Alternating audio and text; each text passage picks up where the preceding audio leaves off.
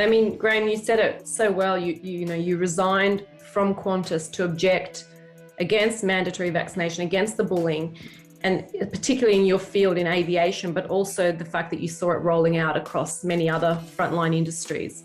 Yeah. And you did say my integrity is worth more than my career.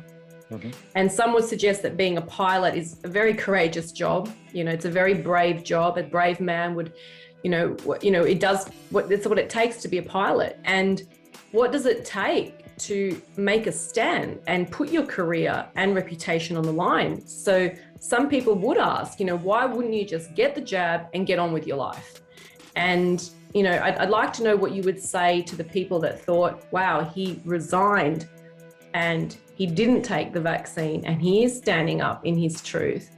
But how much easier do you think it could have been easier to just get the jab? For a lot of people thinking that it's just easier, what do you say to them? Well, firstly, Renat, the idea of having to be courageous to be a pilot doesn't sit with me, because I think the most dangerous part of my day ever was driving to work, not flying the aeroplane. And if I'm brave for being the pilot, then every time you're a passenger, when you get on board, you're brave too. So, flying is a well choreographed, well trained, working for an airline with great equipment, good maintenance. It's not a risky job at all. It's an exhilarating job.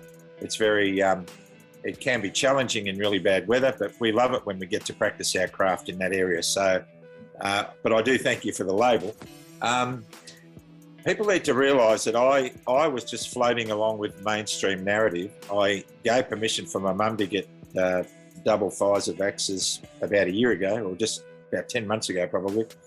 And then I thought, I'll probably go along with that, and it'll be easy. I'll get it first maybe. If there's any reactions, then Michelle will know maybe not to get it. And she's got some underlying health issues, so we're a bit concerned for her. And then when we started seeing blood clots with AstraZeneca, and the government came out and changed the narrative again and again and again, like the distance between first and second shot was way out here, and then it came way back in here, and then it's gone out there. And rollouts were being messed up. The whole thing just seemed like chaos to me. But anyhow, I said to my boss, I sent him a text and I said, I'm not having AstraZeneca.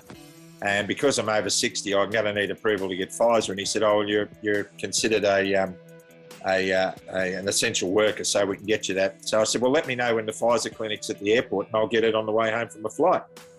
And he said, I'll let you know. He said, it shouldn't be too far away. So I was happily doing that. And then I thought, well, I haven't done any research on this. I don't think most Aussies have. I think we just go with the mainstream narrative. And I was one of them. And I thought, I better have a look at this. So I tried to find out what was in it, and there was no information. It was all top secret. And I thought, that's a bit weird. Why are they keeping it a secret? And then I thought, it's probably copyright and there's a lot of money involved. And that should have alarm bells ringing for anybody anyway. So then I thought, I'll go to mainstream media and see what's out there. And I went to ABC iView and I looked at Four Corners. They ran 2 programs on vaccinating Australia, 2 episodes. And it was pretty enlightening. I didn't want to go into the Google rabbit hole of, all these theories and everything. So in Four Corners, I saw a senator being interviewed, an independent senator, by the journalist who had spoken to the senator because he'd asked for, under Freedom of Information, to get Craig Kelly's vaccine rollout policy. And when he got it, it had the cover sheet, and 40-odd pages behind the cover sheet were redacted. They were blank. And he said to the senator, why do you think that is? He said, it looks like they're trying to hide something. And I thought, that's a bit strange. So then the next person he interviewed was Brendan Murphy, Professor Brendan Murphy, who I've always sort of admired for his coolness under fire in press conferences and things. And he said to Brendan, have a look at this document. Can you tell me why this is redacted?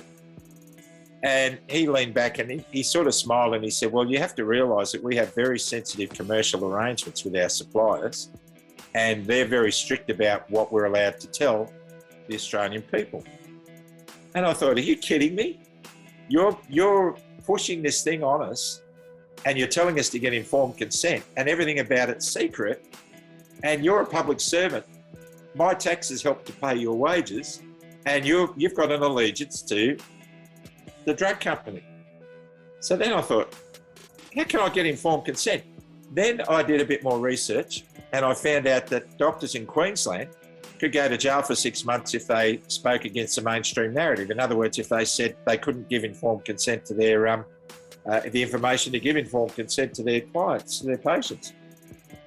And then I heard that doctors were being deregistered by APRA for saying that they weren't in favour of the vaccine and they were telling their clients not to have it.